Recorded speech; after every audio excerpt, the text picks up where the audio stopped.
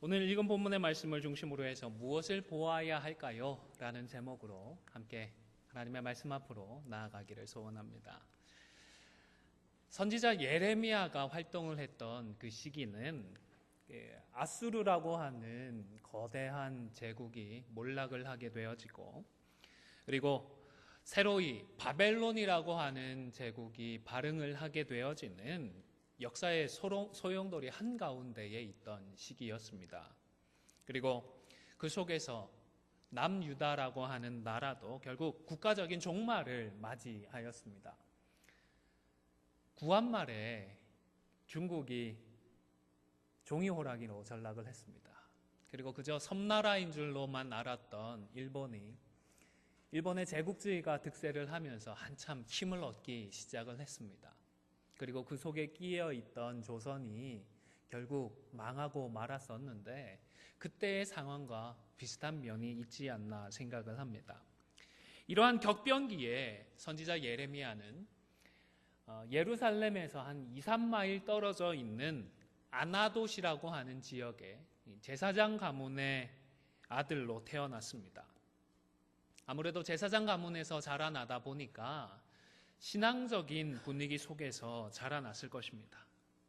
그리고 자라면서는 나도 아버지의 뒤를 이어서 제사장으로서 하나님을 섬겨야 되겠구나라는 생각을 했을 것입니다. 그런데 오늘 본문에 보면 하나님께서 예레미야를 제사장으로 세우셨나요? 아니었습니다. 당연히 제사장이 될 줄로 알았었는데 제사장이 아니라 선지자로 부르셨습니다. 5절 말씀 후반부에 보면 여러 나라들의 선지자로 세웠다라고 말씀을 하셨던 것입니다. 우리가 여기서 좀 이해를 해야 할 것이 있습니다. 하나님이 한 개인의 미래에 대해서 미리 정해놓는 경우들도 분명히 있더라는 사실입니다. 잘 아시는 모세가 그러했습니다. 에서와 야곱의 경우도 그러했습니다. 그리고 오늘 선지자 예레미야의 경우도 그러했습니다. 무엇보다 예수 그리스도의 십자가와 부활 역시 하나님께서 정해놓고 때가 되매 성취를 하셨습니다. 하나님의 뜻을 성취하기 위하여서 하나님께서 주권적으로 선택을 하시는 것입니다. 그러나 모든 사람들의 모든 미래를 하나님께서 미리 다 결정해 놓으시고 미리 운명 지어 놓으신 것은 결코 아닙니다. 이 사실을 우리가 또한 기억해야 하는 것입니다. 오히려 훨씬 더 많은 경우에 있어서는 우리 믿는 사람들이 스스로 결정하고 결단을 내리며 주체적으로 살아갈 수 있도록 허락을 하셨습니다. 예를 들어서 결혼을 생각해 보실까요? 지금의 배우자와 결혼해야 된다. 하나님께서 어떤 모양으로든 나타나셔서 말씀을 해주신 분이 몇 분 계실까요? 저의 경우에는 하나님께서 꿈에 나타나셔서 너는 이은영이라는 아가씨와 결혼을 해야 된다 말씀을 안 해주셨습니다. 믿음으로 한 몸을 이루며 살아가야겠다 결단을 하고, 그리고 하나님 앞에 기도하면서 지금까지 지내오고 있는 것입니다. 또 직업은 어떻습니까? 하나님께서 어떤 직업, 어떤 직장을 가지고 일하라고 구체적으로 말씀해 주시는 경우는 그리 많지 않습니다. 하나님께서 정해놓지 않으시고 이미 주신 말씀의 원리에 입각해서 스스로 결정하고 주체적으로 살아가도록 인도하시는 것입니다. 그런데 하나님의 주권적인 그 결정에 순종을 하거나 아니면 우리가 믿음으로 결단하며 살아가든지 간에 공통적으로 기억을 해야 할 내용들이 있습니다. 특별한 부르심이 있든지 간에 아니면 없든지 간에 우리 믿는 사람들은 모두가 특별한 자들이라는 사실입니다. 왜냐하면 신약시대의 우리들은 모두가 왕같은 제사장이기 때문입니다. 목사나 선교사도 왕같은 제사장이지만, 그러나 우리 평신도들도 왕같은 제사장임에 틀림이 없습니다. 장로님들, 권사님들만 왕같은 제사장인 것이 아니라 이제 갓 예수님을 믿고 교회로 발걸음을 시작한 그분들도 왕 같은 제사장인 것입니다. 직분의 차이가 있지만 결코 그것이 특별함의 차이, 계급의 차이가 아닌 것입니다. 세상에는 계급이 존재하는 것 같습니다. 법적으로는 없다라고 얘기하지만 여전히 눈에 보이지 않는 장벽들이 있어 보입니다. 세상에는 귀천의 차이도 있는 것 같습니다. 그러나 예수 그리스도의 십자가 앞에서는 그 어떠한 존귀함의 차이, 그 어떠한 귀천의 차이도 존재하지 않습니다. 받은 달란트의 차이만이 있겠지요. 그런데 이 받은 달란트라고 하는 것도 뭐라고 할까요? 일종의 빚이지 않습니까? 받았으면 어떻게 하라고 교훈을 하셨죠? 몇 달란트를 받았든지 간에 그것을 사용해서 열매를 남겨야 합니다. 받았는데 사용하지 않고 가만히 두면 하나님께서 나중에 참 잘했다 칭찬을 해주실까요? 아니지 않습니까? 받은 달란트는 우리가 남들이 받은 달란트는 부러워해야 할 것이 아니라 어쩌면 나보다 달란트를 많이 받으신 분들을 향해서는 한번 따라해 보실까요? 안 됐다. 아닌가요? 더 많이 남겨서 하나님 앞에 돌려드려야 할 일종의 빚과 같은 성격인 것입니다. 그렇기 때문에 우리는 모두가 특별하고 모두가 귀한 자이기 때문에 다른 성도들을 부러워하지 않도록 우리의 마음을 훈련해야 합니다. 다른 직분을 가지신 분들을 부러워하지 않도록 우리의 생각을 훈련해야 하는 것입니다. 또 두 번째로 어느 경우이든 간에 하나님은 우리를 잘 아신다라는 사실입니다. 5절에 보시면 하나님께서 모태에 짓기 전에 벌써 예레미야를 알았다라고 말씀을 합니다. 여러분, 어떤 책이 있습니다. 그 책에 대해서 제일 잘 아는 사람은 누구일까요? 그 책을 쓴 사람 아니겠습니까? 어떤 기계가 있습니다. 그 기계에 대해서 제일 잘 아는 사람 누구일까요? 그 기계를 만든 사람입니다. 우리에 대해서 내가 제일 잘 알까요? 아닙니다. 왜냐하면 우리를 빚으신 분이 계시기 때문입니다. 우리 자신에 대해서 누가 제일 잘 아시죠? 하나님이십니다.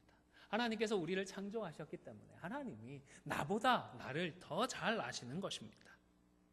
시편 139편 1절 말씀을 화면을 보시면서 함께 읽도록 하겠습니다. 시작. 여호와여 주께서 나를 살펴보셨으므로 나를 아시나이다. 우리 하나님 나를 아십니다.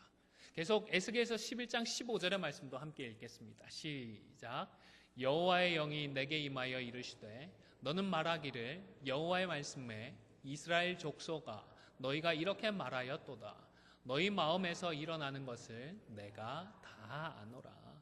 우리 하나님께서 우리를 너무너무 잘 아십니다. 심지어 우리 속에 있는 그 생각하는 것까지도 다 아시는 것입니다. 그런데 여러분, 이렇게 잘 아시는 하나님 앞에서 오늘 예레미야는 어떻게 반응을 했나요? 6절에 보시면 뭐라고 이야기를 했죠? 내가 이르되 네, 하나님 정말로 저를 잘 아시죠? 좋은 길로 인도해 주실 줄로 믿습니다. 믿고 순종하겠습니다. 감사합니다. 제가 그 길이 차라리 아골골짜기의 길이라도 그 길로 묵묵히 걸어가겠습니다. 그렇게 결단하며 반응을 한 것이 아니라 하나님 슬픕니다. 괴롭습니다. 힘듭니다. 이런 반응을 하고 있는 것입니다. 우리를 잘 아시는 하나님이라고 해서 우리가 그 하나님께 보여드려야 할 그 모습이 마치 정답처럼 꼭 정해져 있는 것은 아니라는 사실입니다. 하나님 앞에서 오늘 본문의 선지자처럼 솔직하게 반응을 하면 되는 것입니다. 하나님께서 나를 잘 아시지만 그래도 우리는 슬플 수 있습니다. 하나님께서 누구보다 나를 잘 아시지만 그래도 우리의 마음이 아플 수 있고 답답할 수 있고 괴로울 수가 있습니다. 왜냐하면 이 땅에서 우리의 삶이 고단한 삶이기 때문입니다. 잘 아시는 이솝 이야기 중에 거미와 배짱이 이야기 아시죠? 우리의 인생이 배짱이의 인생 같을까요? 개미의 인생 같을까요? 개미의 인생 같지 않습니까? 한 성도님의 가정을 신방했을 때에 그분이 걸어왔던 그 인생의 족적에 대해서 들을 기회가 있었습니다. 말 그대로 우리 한국의 근현대사를 망라해 주셨습니다. 일제 강점기부터 해서 광복을 맞이했지만 남북이 분단되고 또 6.25 전쟁 통해 겪었던 그 어려운 피난 생활하며 전쟁이 끝난 뒤에도 이어졌던 어려운 시기의 생활들, 그리고 파란만장했던 이민 생활들까지 인생 자체가 웬만한 영화에 비교할 수 없는 그 드라마틱한 한 편의 영화였습니다. 하나님께서 우리를 잘 아시고 우리를 사랑하시지만 그래도 영화 이상으로 우리의 삶이 고되고 힘들기 때문에 우리를 잘 아신다라고 말씀하시는 하나님 앞에서 우리는 슬프면 슬프다라고 말할 수 있고 힘들면 힘들다라고 말할 수 있고 답답하면 답답합니다라고 말할 수가 있는 것입니다. 제가 만났던 그분은 참 쉽지 않았던 그런 여정이었지만 그래도 돌아보니까 정말 감사합니다. 하나님께서 인도해 주셨습니다. 그렇게까지 고백을 하시는데 목사인 제가 얼마나 은혜가 되었는지 모릅니다. 뿐만 아니라 우리 자신의 부족함을 알기 때문에 내가 연약하기 때문에 하나님께서 뭐라고 말씀하셔도 내가 잘 못할 것 같기 때문에 슬프다라고까지 말씀을 드릴 수가 있어야 합니다. 하나님은 우리를 잘 아시지만 잘 아셔서 사명을 주시지만 잘 아셔서 우리에게 우리의 길로 인도해 주시지만 그래도 내가 가진 능력들, 지혜들, 재주들을 가지고 그 길을 잘 헤쳐나가기가 쉽지 않을 것 같습니다. 참 부족합니다. 하나님의 바램과 기대대로 해내지 못할 것 같습니다. 그렇기 때문에 슬픔을 느끼는 것입니다. 그리고 이런 마음을 있는 그대로 솔직하게 드러내면 되는 것입니다. 하나님 앞에서 우리의 슬픔들, 우리의 아픔들, 우리의 답답함들을 감추려고만 하지 마시고 오늘 선지자 예레미야처럼 오히려 드러내고 표현하실 수 있기를 바랍니다. 특별히 사랑하는 지체들과 나누고 서로 기도해 주실 수 있기를 바랍니다. 사랑하는 마음으로 서로를 위해서 뜨겁게 기도해 줄 때에 우리 하나님께서 그 기도를 들어주시고 그 기도를 사용해 주실 것이기 때문입니다. 우리의 기도를 들으시고 우리의 슬픔에 원인이 있다면 해결해 주실 것이고 우리의 아픔이나 우리의 답답함에 이유가 있다면 우리 하나님께서 하나님의 때에 하나님의 방법으로 해결해 주시거나 또는 우리가 감당할 수 있는 능력을 반드시 주실 것이기 때문입니다. 무엇보다 선지자처럼 우리 하나님께 직접 그 마음을 토로하십시오. 하나님 앞에서 너무 당돌한 것 아니야 라는 그런 생각이 들 만큼 하나님이 그렇게 말씀하셔도 저는 슬픕니다. 하나님 저를 아시고 부르셨다고 말씀을 하시지만 제가 선지자라니요. 말씀을 감당하기에 제가 얼마나 부족한지 주님 아시지 않습니까? 심지어 따져 묻듯 토로했던 것입니다. 그런데 하나님께서 선지자를 꾸짖으셨나요? 예레미야를 책망하셨나요? 아닙니다. 하나님은 선지자의 입을 막지 않으셨고 오히려 그 의문에 정확하게 대답을 해 주셨던 것입니다. 두 번째로 자신의 말씀을 우리의 입에 두시는 하나님을 우리는 만나야 합니다. 솔직한 예레미야의 고민을 들으신 하나님께서 그 입을 막지 않으시고 거기에 대한 응답을 주셨습니다. 성경을 보시면서 7절, 8절의 말씀을 같이 읽도록 하겠습니다. 시작. 여호와께서 내게 이르시되 너는 아이라 말하지 말고 내가 너를 누구에게 보내든지 너는 가며 내가 내게 무엇을 명령하든지 너는 말할지니라. 너는 그들 때문에 두려워하지 말라. 내가 너와 함께하여 너를 구원하리라. 나 여호와의 말이니라 하시고. 이 두 구절에도 중요한 내용들이 포함이 되어 있다 싶습니다. 첫 번째로 우리는 내가 결과까지 다 책임지려고 할 필요가 없다는 것입니다. 누가 책임을 질까요? 우리가 아니라 하나님께서 결과를 책임져 주시는 것입니다.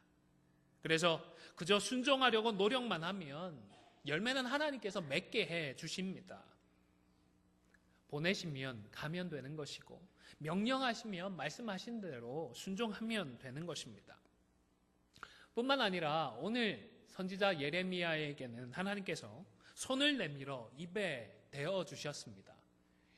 일종의 징표까지 보여주신 것입니다. 선지자 이사야도 비슷한 경험을 했습니다. 자신도 입술이 부정한 사람일 뿐만 아니라 입술이 부정한 그 백성들 중에 내가 있기 때문에 내가 하나님을 배웠으니 내가 망하겠습니다. 두려워하게 되었을 때에 스랍 중에 하나가 제단에 핀 숯불을 가지고 와서 부젓가락으로 집어 이사야의 입에 대어서 사함을 받게 해 주었습니다. 그렇다면 저와 여러분의 경우에는 하나님께서 말씀을 주시면서 이것이 내가 너희에게 주는 말씀이다 라는 징표로서 무엇을 주실까요? 그렇습니다. 십자가입니다. 예수님은 저와 여러분에게 십자가의 징표를 허락해 주십니다. 자격이 없고 선지자들 이상으로 악한 우리들이지만, 그러나 예수 그리스도의 십자가, 그 십자가의 보혈로 우리를 덮으시고 우리에게 말씀을 주시는 것입니다. 물론 말씀을 입에 두시는 하나님 앞에서 예레미야는 나는 아이와 같습니다. 말할 줄을 알지 못합니다 라는 고백을 했습니다. 어떤 책에 보니까 이 고백에 대해서 우선 말 그대로 예레미야는 아직 나이가 너무 어렸다라고 설명을 했습니다. 유대 사회도 성리학의 영향을, 유교의 영향을 받지는 않았지만 나이가 큰 영향을 미치는 그런 문화였습니다. 예레미야가 아직 다른 사람들을 가르치기에는 지적으로도 그리고 경험적으로도 너무 어렸던 것입니다. 뿐만 아니라 이 고백은 선지자가 스스로 나 자신을 돌아볼 때에 하나님 앞에서 선지자의 직무를 감당할 만큼 준비가 되지 못했습니다라는 그런 고백이기도 합니다.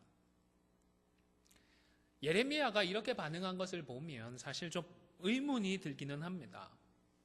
못하겠습니다. 부족합니다. 이런 고백을 하는 사람이 아니라 다른 사람들이 권위를 인정해 줄 만한 그런 사람을 불러서 말씀을 전하시지, 왜 아직도 어리고 스스로도 자신이 없는 그 예레미야를 선택하셔서 하나님의 말씀을 전하게 하셨을까요? 그 중요한 이유는 말씀의 권위는 사람이 아니라 말씀을 주시는 하나님께 있기 때문입니다.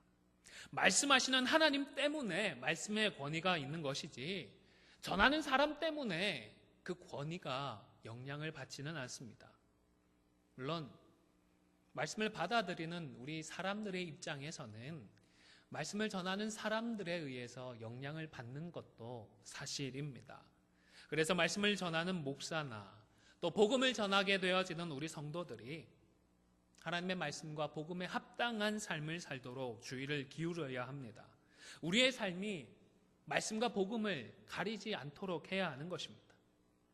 그러나 무엇보다 하나님의 주권적인 선택임을 우리는 잊지 말아야 합니다. 하나님이 어림에도 불구하고, 그럼에도 불구하고 예레미야를 선택하셨습니다.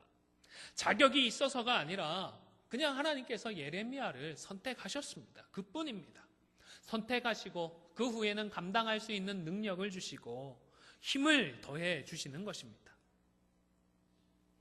예레미야는 문제가 내가 어리다는 것입니다 라고 진단을 했지만, 진짜 문제는 선지자가 어리다는 것이 아니라 선지자가 어리다는 것 때문에 명백하게 증거되어지는 그 하나님의 말씀의 권위까지 무시하고 부정하는 다른 사람들이 문제였습니다.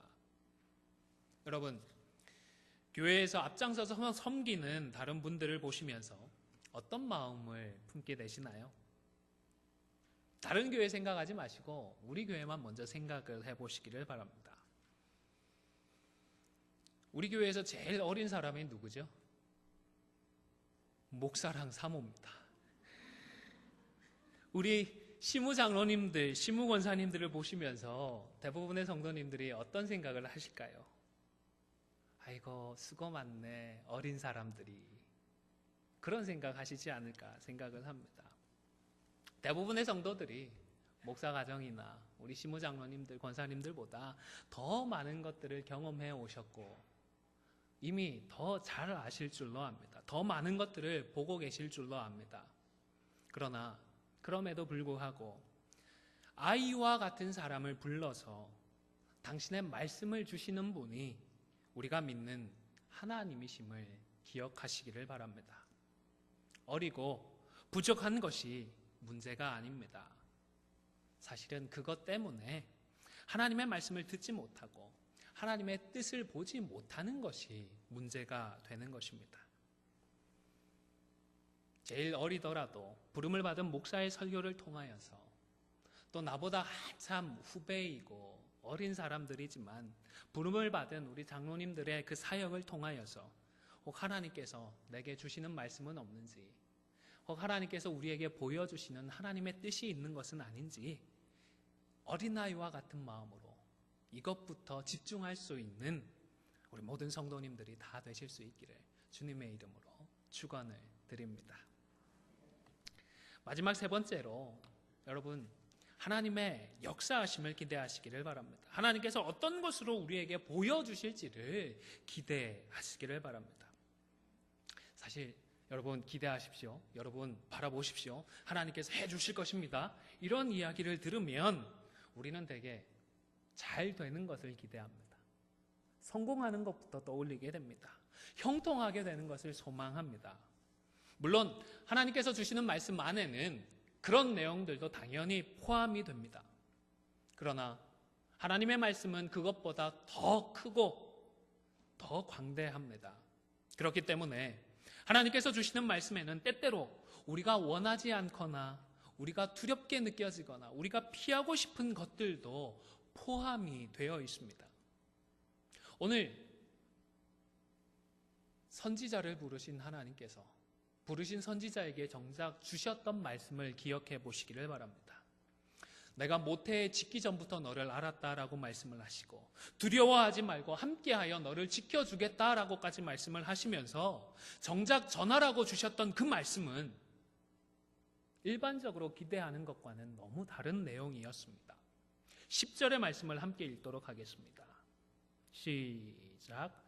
보라, 내가 오늘 너를 여러 나라와 여러 왕국 위에 세워 내가 그것들을 뽑고 파괴하며 파멸하고 넘어뜨리며 건설하고 심게 하였느니라 하시니라. 여러분, 선지자로 세우셨는데 긍정적인 말씀이 아니라 나라를 뽑아버리겠다, 파괴해버리겠다, 파멸시켜버리겠다, 이런 말씀을 주셨습니다. 유다의 회복이 아니라 유다의 멸망을 말씀하셨고 끝까지 지켜내라고 말씀하신 것이 아니라 오히려 항복하고 포기하라고 말씀을 주셨던 것입니다. 이런 말씀을 그대로 전했다가는 선지자가 마치 매국노처럼 완전히 매도될 판입니다.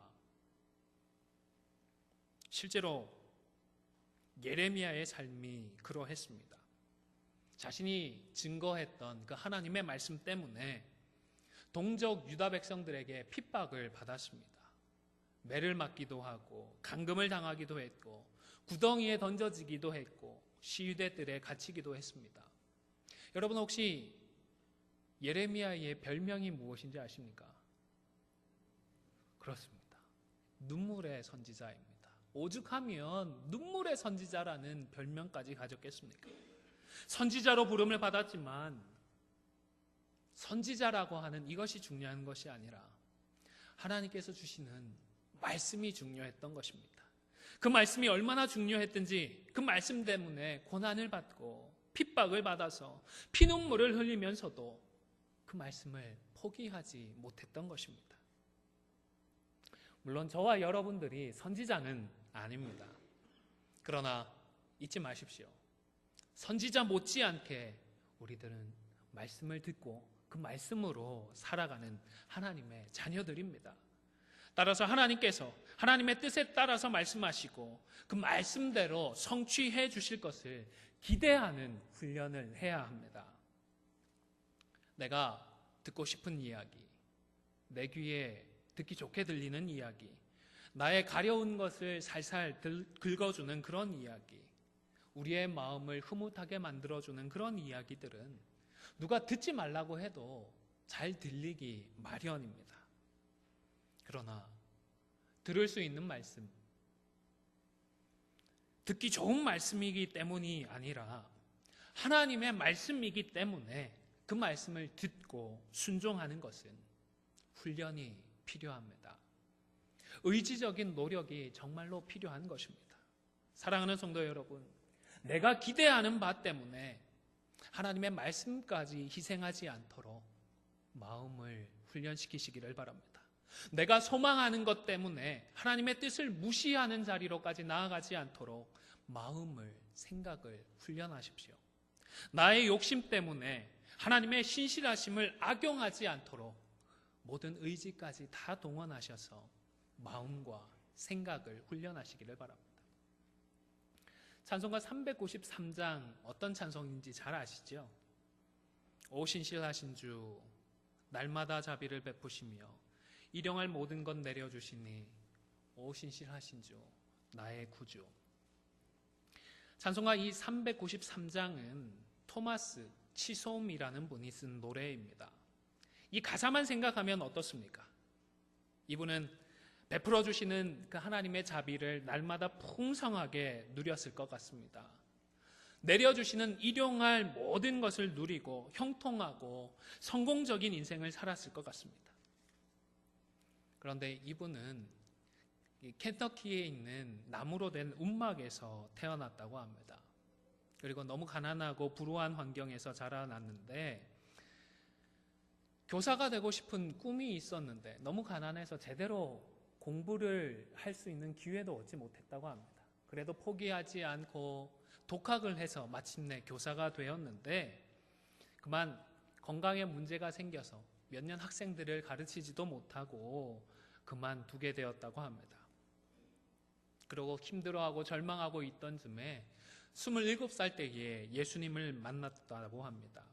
그리고 36살이 되어서 감리교회 목사님이 되었는데 목사가 되고 나서 건강 때문에 채 1년도 목회를 하지 못했다고 합니다. 그리고 몸이 약해질 대로 약해져서 다른 그 어떤 일도 감당할 수 없을 바로 그때에 바로 이 찬송시를 기록했다고 합니다. 여러분, 그의 삶을 일반적으로 생각하는 것과는 전혀 달랐습니다. 우리가 소망하는 것과는 완전히 거리가 먼 그런 삶이었습니다. 사랑해서 독생자까지 주셨다라고 말씀하시는 하나님께서 정작 그의 인생은 자신의 노력이나 실력과는 상관없이 계속 실패하고 좌절하는 길로 이끄셨습니다. 그런데 그럼에도 불구하고 하나님은 신실하시다라고 고백을 했던 것입니다. 어떻게 그럴 수 있었을까요? 내가 보고 싶은 것이 아니라 하나님께서 보여주시는 것을 겸손하게 바라볼 수가 있었던 것입니다. 내가 기대하는 것, 내가 소망하는 것과는 거리가 있더라도 하나님의 뜻을 이루시고 당신의 말씀을 이루어 가시는 그 신실하신 하나님을 바라볼 수가 있었던 것입니다. 하나님 우리를 사랑하셔서 우리를 부르시고 우리에게도 말씀을 주십니다. 그러나 우리가 기대하는 바, 우리가 소망하는 바의 말씀만을 바라보는 것이 아니라 우리에게 주시는, 우리를 인도해 가시는 그 하나님의 말씀, 그 하나님의 뜻을 그대로 바라보실 수 있기를 주님의 이름으로 축원을 드립니다. 우리 말씀을 생각하며 한 목소리로 함께 잠시 찬양했으면 좋겠습니다. 오 신실하신 주 내 아버지여 늘 함께 계시니 두려움 없네. 그 사랑 변찮고 날 지키시며 어제나 오늘이 한결같네. 오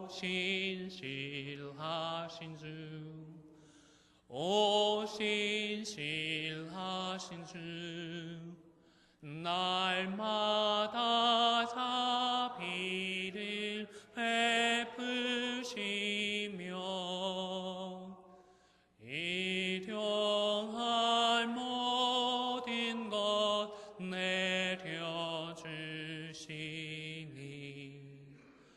오신 신실하신 주 나의 구주 내 죄를 사하며 안위하시고 주친이 오셔서 인도하네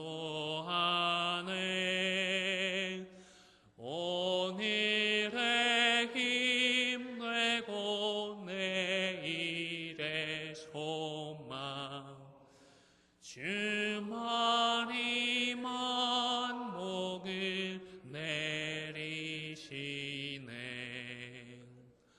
오신 실하신 주 오신 실하신 주 날마다 자비를 베푸시며 일용할 모든 것 내려주시니 오신 실하신 주 나의 구주 시간 우리 합심해서 잠시 기도했으면 좋겠습니다. 하나님 말씀하시는 하나님 앞에서는 언제나 솔직하게 나아가는 우리들이 되게 하여 주십시오. 그리고 특별히 주시는 말씀 앞에서는 어린아이처럼 순종하는 자들 되게 하여 주시옵소서. 무엇보다 내 소망이 아니라 하나님의 역사하심을 바라보고 그 하나님의 뜻을 이루어가는 우리들 되게 하여 주시옵소서. 합심해서 잠시 기도하도록 하겠습니다.